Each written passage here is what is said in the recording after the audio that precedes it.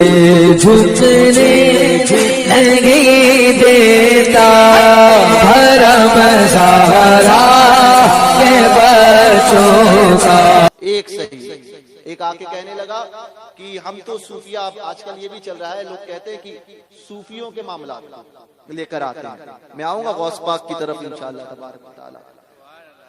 صوفیوں کے معاملات کو لے کے آتے ہیں کہ صوفی کا مذہب الگ ہوتا ہے، اور ہم جو ہے وہ ہے نا، کچھ لوگ ہوتے ہیں جن کو بڑی کانفرنس کرنے کا بڑا شوق ہوتا ہے، سمجھے؟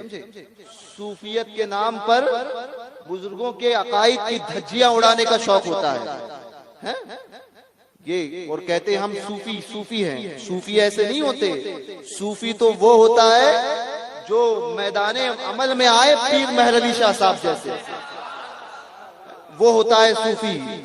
جب قادیانیوں کا فتنہ ہو جائے تو صوفی گھر پہ نہیں بیٹھتا اور یہ نہیں کہتا کہ نہیں ہمیں حالات ٹھیک نہیں ہے۔ جب قادیانی کا فتنہ آئے تو پیر مہر علی شاہ صاحب، ان سے بڑا سید اور ان سے بڑا صوفی کوئی لا سکتے ہو، وہ میدان میں اترے اور لکھی قادیانیوں کے خلاف سیف چشتی آئی، لکھی پیر مہر علی شاہ صاحب نے۔ یہ غوث پاک کی اولاد ہے، غوث پاک کی اولاد ایسی ہوتی ہے۔ جب رافضیوں کا معاملہ آیا تو پیر صاحب نے قلم اٹھایا۔ کوئی کہتا ہے یہ مولویوں کا جھگڑا ہے، میں نے کہا مولوی اور یہ صوفی اس سے دور رہتے ہیں۔ میں نے کہا پیر مہر علی شاہ صاحب جیسا صوفی تم لاؤ گے؟ پیر مہر علی شاہ صاحب، رافضیوں کا معاملہ آیا، شیعوں کا معاملہ آیا تو کتاب اٹھاتے ہیں، اور کتاب قلم اٹھاتے ہیں اور کتاب تصنیف فرماتے ہیں۔ اس کتاب کا نام رکھا آپ نے تصفیہ ما بین سنی و شیعہ۔ وہ کتاب لکھی، پڑھو پیر صاحب کو، پڑھو صوفی کیسے ہوتے ہیں، سمجھ میں آئے گا۔ جن کے اندر قادریت اور چشتیت دونوں کا سنگم بیک وقت نظر آتا ہے۔ نسبی اعتبار سے پیر مہر علی شاہ صاحب رحمۃ اللہ تعالی علیہ قادری ہیں، غوث پاک کی اولاد ہے، اور سلسلے طریقت کے اعتبار سے چشتی ہے، دونوں کا سنگم ہے۔ میں نے کہا پیر صاحب سے بڑا ہے تو دیکھ لو۔ آئیے آگے چلیے، حضرت شیخ المشائخ علی حسین اشرفی میاں کی چوچوی رحمۃ اللہ تعالی علیہ، شیخ المشائخ علی حسین کی چوچوی رحمۃ اللہ تعالی علیہ، میرے آقا نعمت، ان کو اٹھا کر دیکھو۔ ان سے پوچھا گیا حضور آپ کا عقیدہ کیا ہے؟ فرماتے ہیں میرا عقیدہ شریعت و طریقت میں وہی ہے جو بریلی کے امام احمد رضا کا ہے۔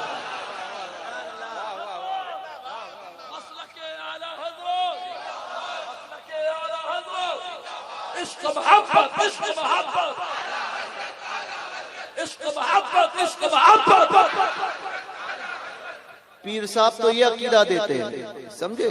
مگر وہ ہونا، اس کے لیے پیر ہونا بھی تو ضروری ہے نا۔ جو کوئی پیر ہو اور پیر کہلائے تو کیا کہے، سمجھے؟ کیونکہ دونوں لکھنے میں ایک جیسے ہیں، سمجھے؟ اب یہ پڑھنے کا فرق ہے، سمجھے؟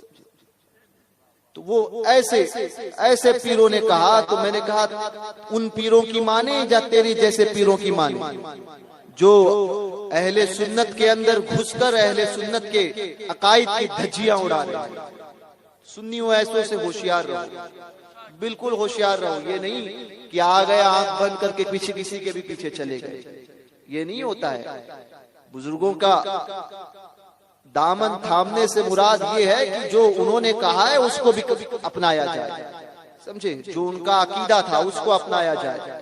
یہ نہیں کہ بزرگوں کا نام لے لیا اور عقیدے میں ان کے مخالف کام کیے جائے، کیونکہ آج کل ایسے پیر بھی آ رہے ہیں اور ایسے لوگ بھی اپنے آپ کو لانچ کر رہے ہیں کہ جو اہل سنت کی آڑ میں سنیت کا دعویٰ کر کر باتیں پلاتے ہیں رافضیت کی اور باتیں پلاتے ہیں خارجیت کی، جام پلاتے ہیں وہابیت کا۔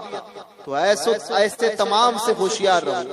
میرے امام نے کہا تھا سونا جنگل رات اندھیری، چھائی بدلی کالی ہے، سونے والوں جاگتے رہیو، چوروں کی رکھوالی ہے۔ ان باتوں سے ہوشیار رہو۔ یہ نہیں کہ کسی کے پیچھے آ گئے کوئی چلے گئے، نہ، اس سے پہلے 10 مرتبہ سوچو کہ دیکھو عقیدے میں کیسا ہے، عقیدے میں کیسا ہے۔ عقیدے میں اگر وہی عقیدہ وہ پیش کر رہا ہے جو 1400 سال سے ہمارے بزرگوں نے دیا ہے، وہی عقیدہ جسے اس دور میں ہم مسلک اعلی حضرت کے نام سے یاد کرتے ہیں، اگر وہی عقیدہ دیتا ہے اور وہی بات بتاتا ہے تو اپنے سراخوں پر رکھنا، اس عقیدے کے خلاف کوئی بھی بات کرے گا تو اسے اپنایا نہیں جائے گا۔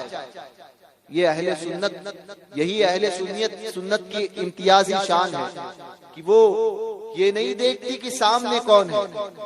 شریعت تو وہ ایک مقدس ایسی تلوار ہے کہ جو نہیں حسب اور نسب کسی کو چیز کو نہیں دیکھتی، اس کے گردن کے نیچے جو بھی، اس کی زد میں جو بھی آئے گا، اس تلوار کے نیچے جو بھی آتے جائے گا اس کو کاٹ کے چلی جائے گی۔ یہ شریعت ہے، شریعت مطہرہ۔ تو حضور غوث پاک تو یہ معاملات چلتے ہیں، لوگ کہتے ہیں صوفیوں کا معاملہ الگ ہوتا ہے، صوفی الگ ہوتے ہیں۔ میں نے کہا صوفی کو تو نے سمجھا ہی نہیں ہے۔ غوث پاک سے بڑا صوفی کون ہو سکتا ہے؟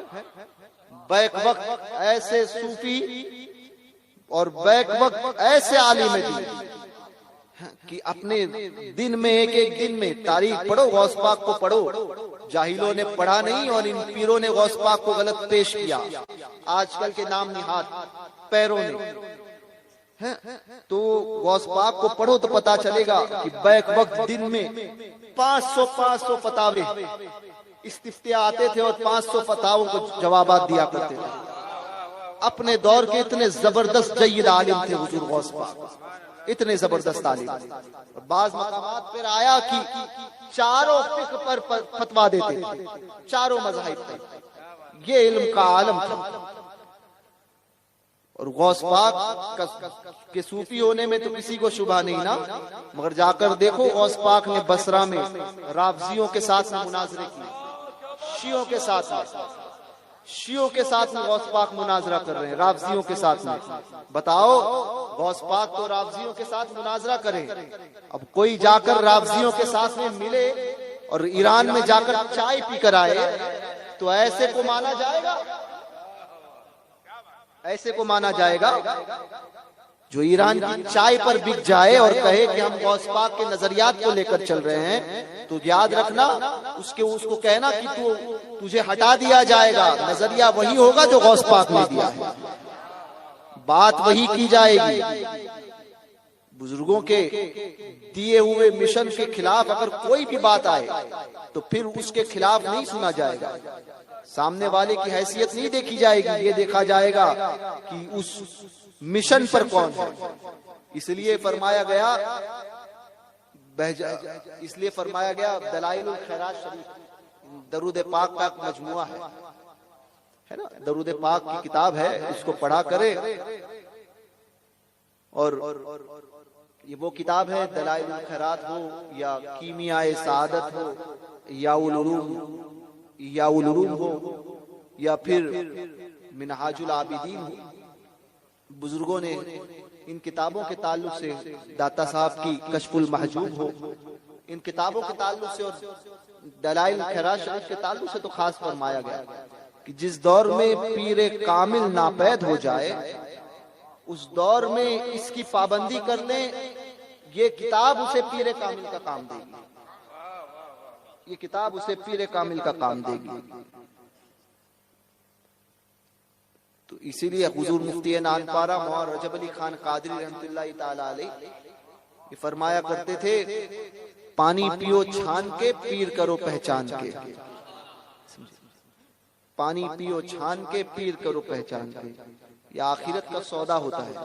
تو غوث پاک رضی اللہ تبارک و تعالی عنہ کا جو عقیدہ ہے، اس عقیدے کو مضبوطی سے تھام کر رکھنا، اس کے خلاف اگر کوئی بھی آئے اور کوئی بھی بات کرے تو یہ نہیں۔ اور اسی عقیدے کو اس دور میں ہم امام احمد رضا کے نام سے، مسلک اعلی حضرت کے نام سے یاد کرتے ہیں، اس پر مضبوطی سے قائم رکھنا۔